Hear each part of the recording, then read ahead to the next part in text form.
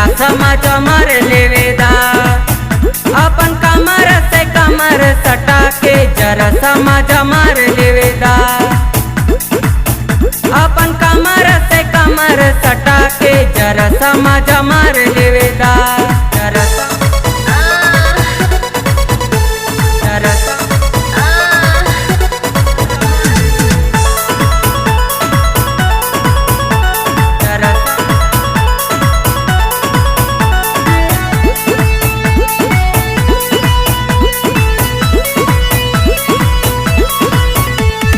रोजे तोहर रात अकेले जइया तू जालू कवलेज से।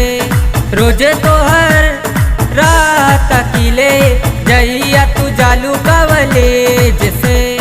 कैगो फ्रेंड कैगो सहेली बाड़ी तोहर बावे नॉलेज में। जइया बेटई बुसकेत गलिया चूम ले अब तोहर गोरे गलिया। जइया बेटई बुसकेत गलिया चूम ले अब तोहर गोरे गलिया। चूम ले अब तोहर गोरे गलिया। अपन चोंच से चोंच सटा के जरा समझ मार लेवेदा। अपन कमर से कमर सटा के जरा समझ मार लेवेदा। जरा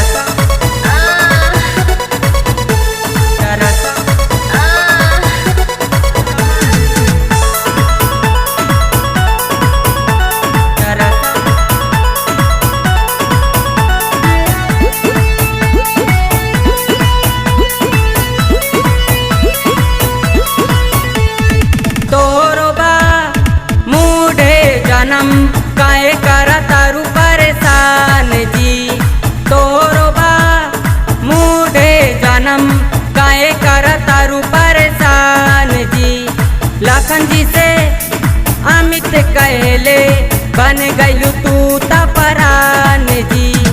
धीरे धीरे पास तू आवाना होठवा के रस चिखावाना।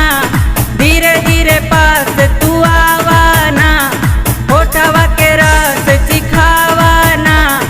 होठवा के रस चिखावाना। चले भुइया में बोरा बिछा के जरा समझ मार लेवे।